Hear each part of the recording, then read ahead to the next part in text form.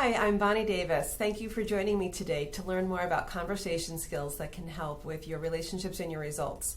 To me, this is one of the most important topics that we can talk about as leaders because everything that we do is based on relationships, and that's in both our personal lives and our professional lives. So let's go ahead and jump in and learn more about today's topic.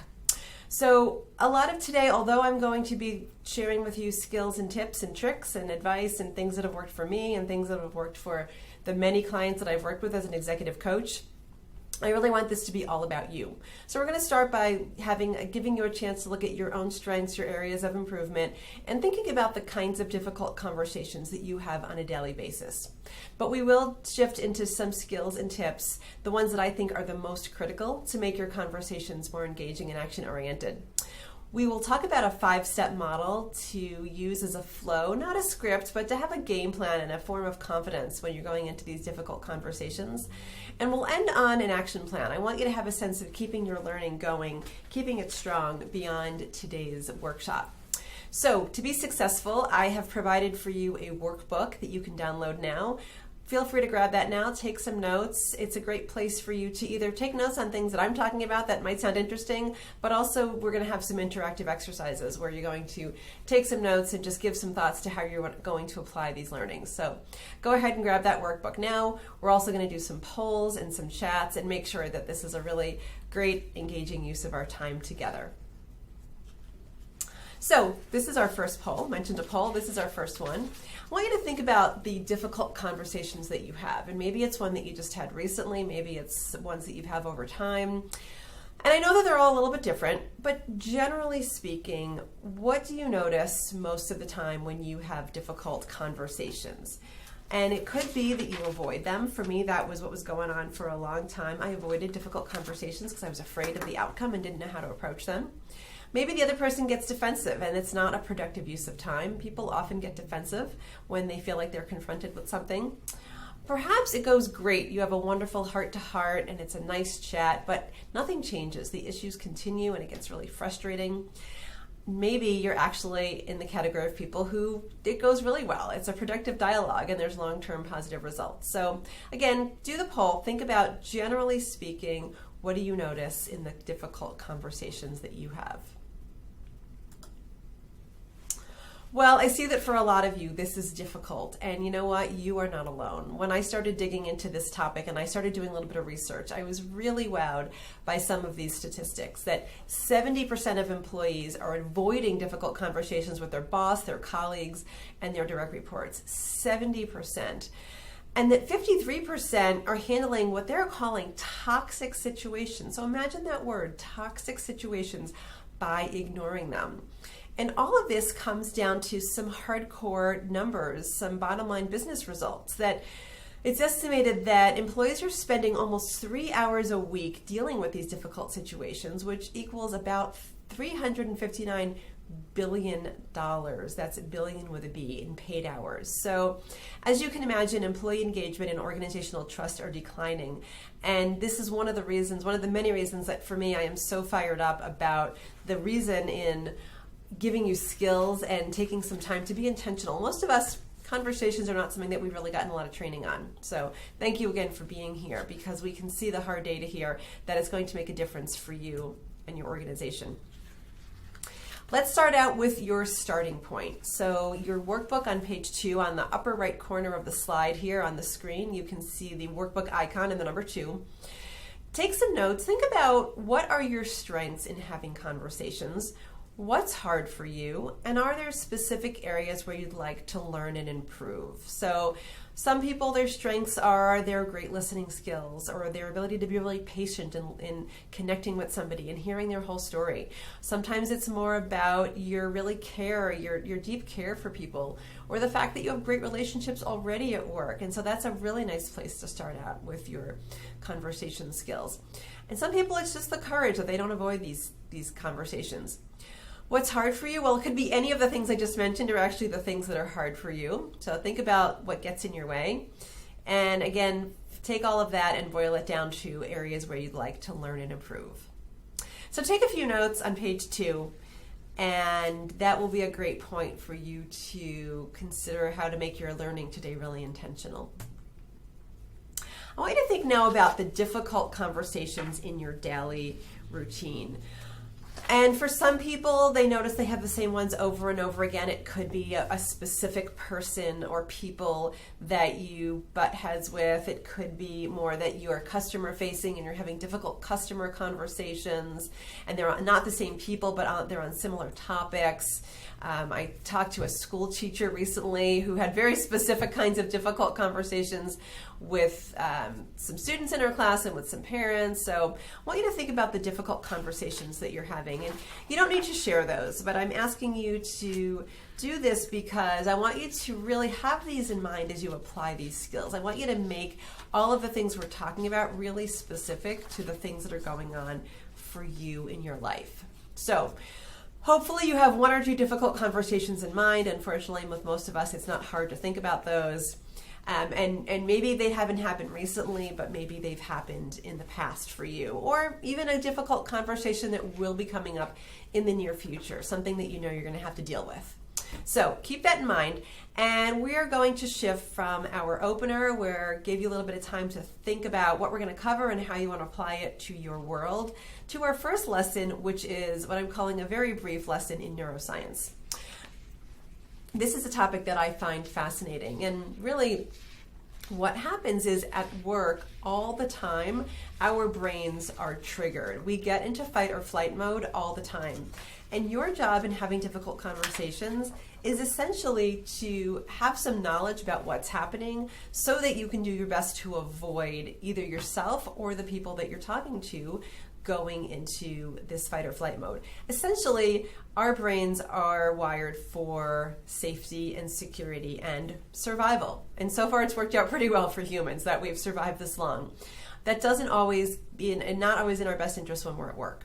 So what happens is if I say to you at work, hey, I have some feedback for you, your brain you feel unsafe. So brain scans show that whether there is a bear in the woods that wants to attack you, or whether your boss, even out of kindness, says, I have feedback for you, same response. We are afraid, we feel like we are not safe, and we go into fight, flight, or freeze mode. The fighters get defensive. They get angry. They may even attack. They blame. They don't take ownership for whatever you're talking to them about. The flighters or the freezers, we more shut down. This is what I do. I get it like a turtle in my shell, and I lose my voice, and I don't feel confident, and I'm not able to respond in a way that I'm feeling good about myself. And so the goal of these conversations, and generally at work, is that people are in that face mode on the far right side there. And you even see a nice green tool, like it's helpful. So we're feeling calm, we're feeling like ourselves, and we're feeling like we're really able to listen in a productive way. So essentially, creating this idea of psychological safety for somebody is a really great way to confirm that they are not going into fight or flight mode. And I mention this because a lot of the tips and the steps that we're going to talk about for the rest of the workshop today are based on this knowledge, based on this neuroscience foundation. Because once you lose somebody and they're in this fight or flight mode or freeze mode, it's really hard to have a productive conversation. So if you can start out on the right foot, if you can acknowledge and understand the steps and see where somebody's at, and it could be that you're noticing that somebody is not at their best because their brain has been triggered, you may even say to them, I think we're going to have this conversation tomorrow when we're fresh and we're feeling more ready to have a productive conversation. So if you're noticing that, you may even want to avoid the conversation. If you can't avoid it and you're feeling yourself like you're getting into either fight, flight, or freeze mode, just a nice deep breath is often a great way to clear your head and to feel that you can be more focused and more productive. So I can't promise that you can entirely avoid people from getting into one of these modes, but I can tell you that by following the tools that we're going to talk about today, you will help to at least minimize any negative effects of that. This brings us to our first of two core skills that we are going to focus on today. As you can see on the upper right corner, we're going to be on page 3 of the workbook to take some notes here. And our first skill is asking compelling questions. And I really love this quote from Ken Coleman because to me that tells me everything we need to know about the power of compelling questions, that they really transform instead of inform. So what does that mean? It means that it really helps people to move from feeling like they're being put on the spot and they don't really know how to answer to getting to a place of collaborative problem solving. And really, the goal is that we get people to think more deeply about whatever we want the topic to be. So, as an example, in our everyday conversations and connections with people, Monday morning, whether you jump on Zoom or you're in the office, very often we ask somebody, hey, how was your weekend? And in response, they often say, it was fine, how was yours? We get a very robotic, automatic, almost automated response. It doesn't require a lot of thinking because it's a question that we've been asked thousands of times before in our lives. If we shift that question just a little bit and we ask somebody instead of how was your weekend, something like what was one fun thing you did this weekend, or what was the best part of your weekend? We get them out of that robotic mode and we essentially give them a moment to pause and think and respond in a more thoughtful way. So that's the goal, is to get people to think in a more thoughtful way. In that basic example, that is a nice way to deepen relationships with people. You're now talking about what's important, about the things in your weekend that maybe had some emotional meaning for you. You can find things in common with them. So that's a small example of how you can use questions to get to deeper conversations. Let's talk about, though, how you might use it in these situations for difficult conversations. So basically, we often would like somebody to do something differently. We'd often like their mindsets, actions, or behaviors to change as a result of this conversation that we're having with them. And yet, we often ask them questions with the word why. Why did you do it that way? In a look backwards, instead of what would be a better way to do it in a look forwards. So the outcome of this is a few pieces of advice. One is to think about one or two open-ended what questions to ask somebody before the conversation, ones that really will have this ability to transform and get people to think in the future, to problem solve. And my request is not for you to script out your conversation, but to have one or two questions at the ready, at your fingertips. Because once you have even just one or two ready that you're feeling prepared with, I promise the rest of the open-ended conversations will follow from there, and you will have a really wonderful, warm, and engaging conversations. So the word what is often going to be your best way to start one of these conversations. The difference of these two questions, and even think about in your personal life, people that maybe you live with or people that you're close with, when you ask them, why did you do it that way? It's interesting because we actually are asking them to get defensive. So we get upset when they defend themselves, but by asking why, we're asking them to look backwards and to defend themselves. The truth is, often why is just a point in time. So if somebody is continually late and I ask them, why were you late? They're going to give me those situational excuses that were happening yesterday or sometime in the past. And the truth is, I actually probably don't care a lot about what happened yesterday. Really what I care about is change happening in the future. So if I ask a what question like this one, I am moving towards future change, which is really my goal, instead of rehashing the past. So again, the lesson there is the word what. If you're feeling a little bit stuck on asking good, open-ended, compelling, powerful questions, throw the word what in there, and often the rest of the question will follow from there. And I'll also mention that there's lots of great resources online. So whether it's Alexa, Siri, Google, something else is your favorite search engine, searching for examples of powerful questions, open-ended questions. This isn't really all that hard, but it is nice to look at a sample of questions to see which are the ones that really jump out and resonate for you. It has to feel authentic for you. And it is nice to have a few questions getting started when you're going into difficult conversations. And then over time, they'll become habit for you. So that was our first skill, first of two skills. Our second skill is on listening. And this is on page 4 in your workbooks. I want you to think about and start to add into the chat, think about somebody who's a really great listener in your personal or professional life. I ask this question all the time because I get really curious to hear about great listeners in people's lives. And some people talk about somebody that they knew a long time ago, maybe somebody who has passed away and they're no longer with them, but had a profound impact on their childhood. Some people talk about a spouse or a parent or a sibling. I even had somebody recently tell me about their teenage daughter who is just a really, really great listener.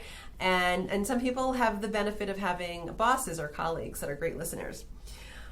Listening is really the foundation of building rapport and trust, which is, of course, at the heart of our relationships. And sadly, when I ask this question, I have a lot of people that say to me, I don't really know anybody that's a great listener. So I hope that's not the case for you, but keep thinking about it. Pop in the chat what do they do? You don't have to tell me who they are, but what do they do? What are some of the characteristics of their personality? What are some of the things, the observable things that they do as a great listener?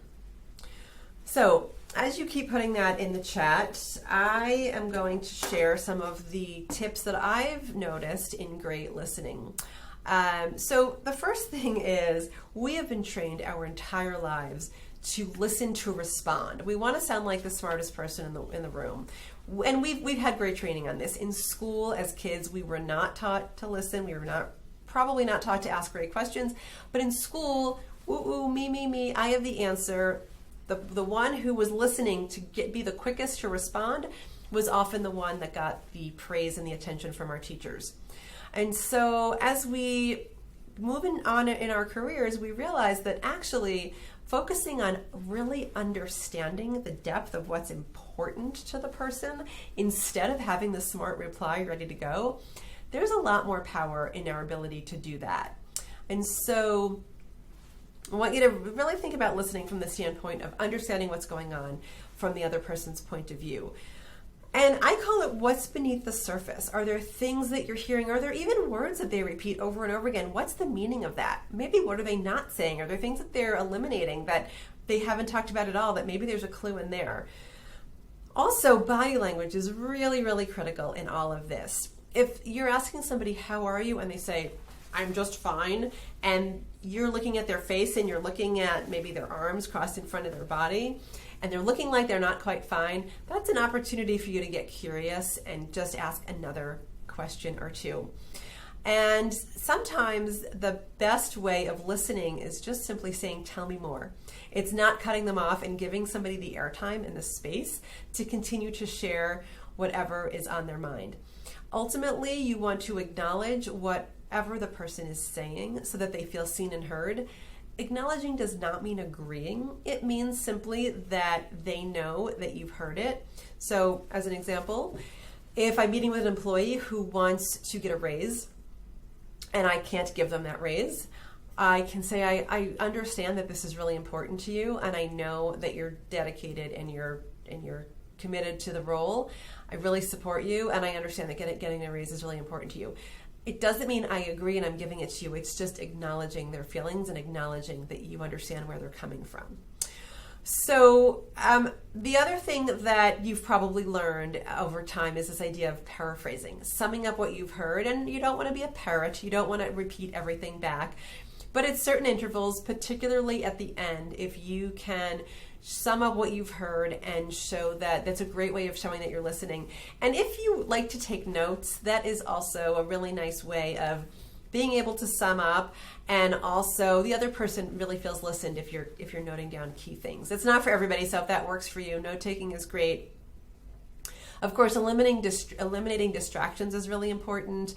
We have phones buzzing. Sometimes our distractions are simply that we take important calls from the car or when other things are going on around us. So especially for more important conversations and relationships, really think about how you can be really focused in the conversation. And sometimes just using video, if you're not in the same room, is a nice way to be able to see body language.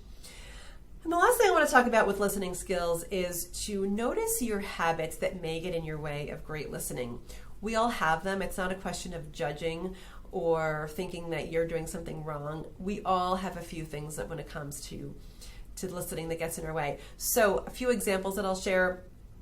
One is, very often we are the fixer. We just want to fix the problem. Fixing feels good. Fixing feels rewarding. A lot of us are great at fixing. We're great at problem solving. But sometimes people just want airtime. They just want to vent. They just want somebody to be a kind ear. They just want to be able to hear their own voice and process their own thinking. They don't want you to necessarily jump to fixing. So it's not to say that you can't help people solve problems, but just think about if you need to give somebody even another minute or two of your listening. It doesn't have to be a long time. A little bit of listening goes a long way. Other people were the storyteller. It's all about us, and we keep telling our own story instead of letting the other person get a chance to really share what's on their mind. And another pattern that I see sometimes is what I call the jokester. So humor is great when you're having a difficult conversation. Humor can really help to eliminate the stress and the tension in the conversation. But just make sure that you're not jumping in and listening for the one-liner, listening for the joke, or what in my house with my children we call the dad jokes. Make sure that you're actually listening to the person and the depth of what's going on for them, and you're acknowledging the emotion, and you're not jumping into that joke or that one-liner too quickly. You can still go there. Just give that moment or two of listening and acknowledging what the person is hearing and what they're feeling. Listening skills. In my opinion, we can never get too good at listening. We always have room for improvements on listening. So you may want to take some notes in your workbook about listening and some of the things that you're taking away, maybe some of the things that you're noticing in yourself as I've been talking about listening skills. I mentioned at the start that we were going to talk about a 5-step model, and this is steps that I've put together over the years. I have in my own research in what it takes to have these difficult conversations, in playing around with the difficult conversations that I have in my life, and in working with hundreds of coaching clients and helping them to map out their conversations. This is on page 5 in your workbook, and I don't want to send the message that conversations should be scripted, because they can't. This is human behavior. In some ways it's predictable, in other ways it's highly unpredictable. The goal is for you to feel that you have a game plan or a map. It's like going on vacation and generally knowing what your day is going to be about and where your different points are going to be that you're going to stop along the way, but knowing that you're not going with an exact plan, that you can always have flexibility to veer off and check out something else and do something a little bit different. But it's nice to know that you have that plan. And so what a lot of people tell me is a lot of their fear in avoiding difficult conversations is just simply not having a way to start, not knowing what they're in. And so that's what this is really about, is increasing your confidence so that you have a sense of where to start and where to take the conversation. Let's talk about these 5 steps. First is planning for obstacles, and this is really before the conversation takes place. And often we can predict some of the obstacles. So maybe it's a person that over and over again you have a pattern where you always wind up talking about something that happened in the past, or they often get defensive, or there's certain sticky topics. Maybe the obstacle is more about time and space. Maybe you only have a very short amount of time for a difficult conversation, or maybe you're going to have that conversation in a noisy place when you don't have a lot of privacy. Another obstacle can simply be your mindset. If we say to ourselves, oh, she's so difficult, this is going to be a hard conversation, we may need to just clear our own heads and say, I'm open-minded. I'm going to give them the benefit of the doubt. I have a plan. I feel confident this is going to be a great conversation. So think about those obstacles in advance so that you can do your best to work around them and avoid them. Once you're in the conversation, setting the intention is really critical. And this goes back to that neuroscience research that we talked about earlier on creating a safe place. So if at the start of a conversation, I know that you have my back, I know that you support me, I know where you're coming from, then my brain is going to be in a much more calm mode than if I have no idea. So even when we say to somebody, hey, we need to talk, that gets us on a little bit of alert mode. And you think, well, what's this about? And often we jump to assuming that it's about something negative that we did or something that's going to be difficult to deal with. But if somebody tells us that they have our back and that they support us up front, then we can be more at ease and we can be more open-minded to having a productive conversation. And so often this will look like just simply being open about what you want to get out of the conversation, letting them know what the outcome is going to be, let them know that you support them.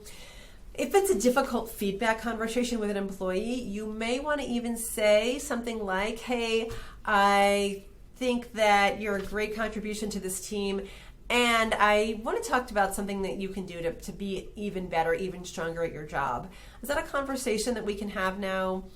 And what you've done there is they are giving you permission. So by somebody actively giving permission, it also sets the stage for a more warm and welcoming conversation. Usually people say yes, but occasionally I've had people say, it's been a really rough day. Can we talk about this in the morning?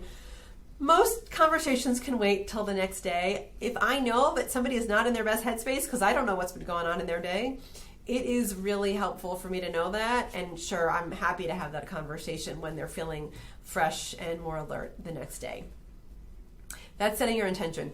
Sharing your observations. This is about being as factual and non-judgmental as possible about the situation. So if you're having communication issues with somebody else, it's saying something like, I notice that we're not communicating as effectively as we can. It's being as direct as possible and what I call land it and leave it. So telling a whole long story is probably not helpful. Give them a chance to absorb it. If it's more of a performance feedback situation, it could be sharing fact-based observations about what you saw in their performance. I noticed during that presentation to the customer, you didn't make eye contact with them and you didn't ask them what questions they had. So whatever is observable as possible is really useful so that we don't get defensive into that fight or flight mode that we talked about earlier. What's critical after this is this next step about asking open-ended questions. And this is where most of us never have had this kind of training to go from letting somebody know how we feel to asking the question, which is almost like the lifeline to help them respond in a productive way. We often let somebody know, we share the feedback, and then it's on them to react. And in asking the open-ended question, we may say something like, going back to the communications example, I noticed that we're not communicating as effectively as we used to. Pause, and then the question, what can we do to work better together? What would be a better way for us to collaborate? If it's more of a performance situation, you can ask things like, what's hard about that for you? What would be a better way to do that? What would help support you to improve your performance? So leave it to the other person to answer the question. Don't answer it for them. That's really critical. This is where your listening skills come in. Giving them that moment to think and reflect and answer in a thoughtful way. Because now you're in the mode of collaborative problem solving. Now, instead of this being like this dynamic of me versus you, good versus bad, winner versus loser, we're just figuring this out together. We care about each other. It's all about the relationship, which ultimately will become about results, and we're in it together to try to solve it. So give them a chance, give them some airtime to be thoughtful and answer the question and problem solve. Even if you think you know what they should do and what would fix it, chances are, one, if they come up with the idea themselves, they will be more committed to it and more accountable to it. And two, they may come up with some great ideas that you hadn't even thought about. We know ourselves better than anybody else can know us. And so often if we have a chance to problem solve for ourselves, it's really powerful. However, you haven't lost your power to share ideas and to tell and have opinions. So I call this ask first, tell second. Once you have asked the question, used your good listening skills, feel free to, at that point, share your advice. It can sound something like, that those ideas that you shared sound great, and here's some advice that I have, or in my experience, here's what works well. So you don't want to lean in and get into lecture mode too quickly, but I want to make clear that just because you're asking questions, it doesn't give up your power to share and have advice. It's about engaging the person first in these questions before you start telling them and sharing your ideas. Ask first, tell second. And the last step is really critical, and this is close for clarity. This means that there is a sense of accountability and agreement on what has come out of the conversation. Because way too often we have a lovely, warm heart-to-heart with somebody and nothing changes. And we see the same patterns over and over again, and it's very, very frustrating. So the question here can be something like, what are you taking away from this conversation? What will be different now? What are new things that you'd like to try? If it's a situation with an employee that at work, you may want to then say, and when can we follow up? So there's deeper accountability. But even with somebody else, it is nice to have that sense of closure and checking in afterwards so that you can actually get a sense of change happening and also check in to see how you can help support the person. That's the 5-step model. On page 5 of your workbook, you will see the 5 steps mapped out. And you may want to print that out and use it for upcoming conversations just to take a few notes.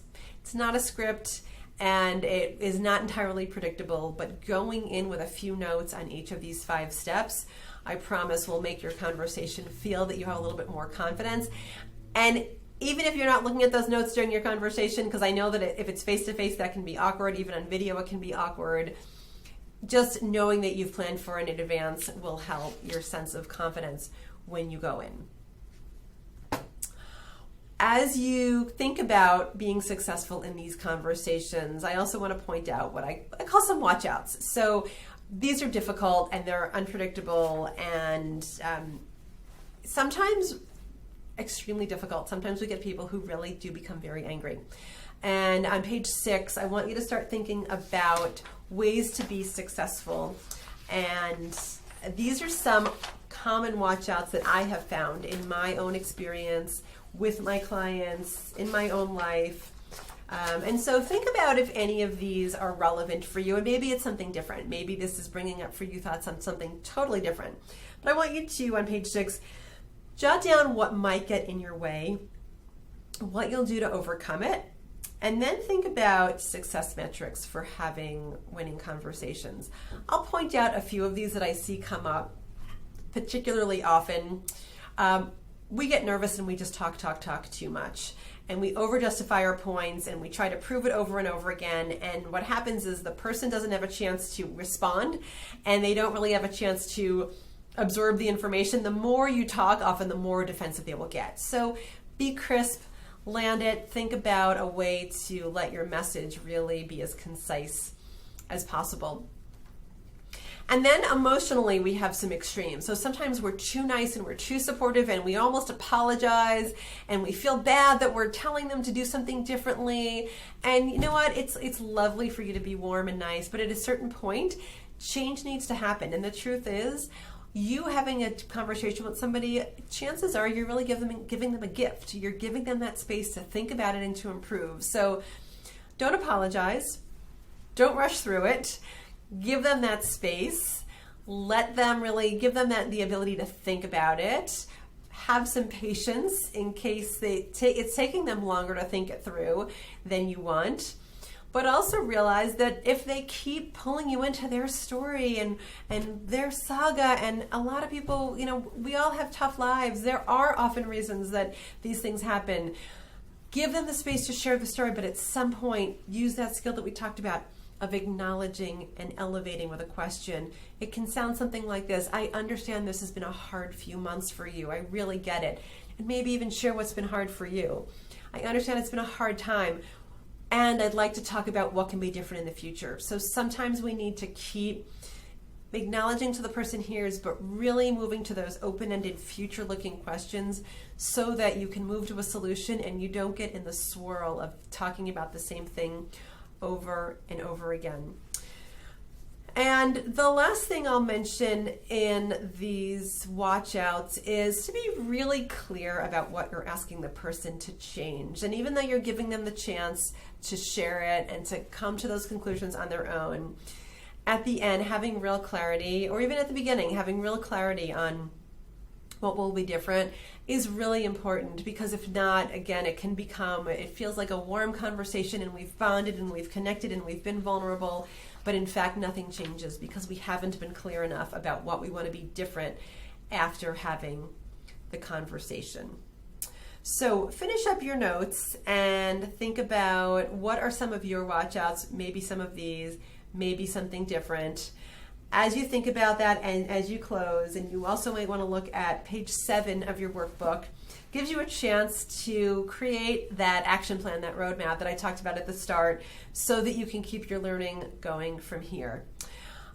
Few closing thoughts. One is that these conversations won't go according to a set plan. So to script them or overscript them, it may feel comforting in the moment. It gives you a sense of what you can control, because a lot of this you can't control. It will feel good, but it will feel forced and insincere and awkward in the moment. So do what you need to do to write it out, but ultimately know that you now have some skills, and having that plan alone will give you confidence, even if you're not following the script. Realize that some people will get defensive no matter how hard you try to avoid it. So if you follow these steps and these tools, you will likely decrease the amount of defensiveness that you see. But if you see some, it may not be entirely bad, because it means that you may be getting to the heart of a difficult topic that you had been avoiding previously. But also don't feel like a failure. When you're thinking about your success metrics, often having the conversation versus not having it alone is a success metric. Then if you have things like employee engagement surveys, that might be another way to measure success. And also simply just asking for feedback from other people. It could be another success metric. Try to look to the future in these conversations. Rehashing the past sometimes can feel really rewarding, making the person, one's right, one's wrong, looking back and feeling like you can right a wrong. But the truth is, that's usually where we get people in that more defensive zone. And it's not going to change the future. So as much as you can keep moving to those forward-looking questions to talk about what's going to be different in the future, that's really going to be where you see real change happen for increased relationships and results. Some relationships can't be rescued. I know that might sound obvious, but at a certain point, we need to realize that we've done our best with going into these conversations with intention and with a game plan. And with some relationships, unfortunately, if we're finding the patterns over and over again, we need to walk away. And I wish I had a magic wand to fix these, but hopefully your new skills and having a game plan and an approach will help for some confidence and some capability. So this is all about de-escalating. It's not about necessarily making it easy. It's about de-escalating, feeling more prepared and more confident. I hope that you were able to do all of that today. I am on LinkedIn. Bonnie Davis 01 is how to find me on LinkedIn. Please reach out and connect. I'd love to get to know you a little bit, hear about how your conversations are going, and see if you have any questions about this workshop, and also see if there's anything that I can do to help provide consulting, coaching, or team workshops to help you and your team be better at your conversations and other leadership skills at work. Thank you again for your time. Best of luck with your conversations. Take care.